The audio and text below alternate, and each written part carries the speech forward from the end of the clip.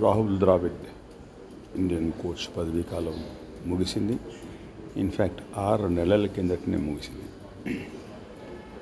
అయితే రోహిత్ శర్మ ప్రత్యేకంగా 6 నెలల పాటు వరల్డ్ కప్ ఎదగకుండమని అభ్యర్థించడంతో 6 నెలలు పొడిగించుకున్నాడు రాహుల్ ద్రావిడ్.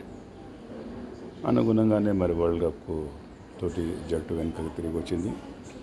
ఇప్పుడు రాహుల్ ద్రావిడ్ ప్లేస్లో ఓ left hander elegant Indian former player అయిన గంగూలీని కోచ్గా పెట్టారు.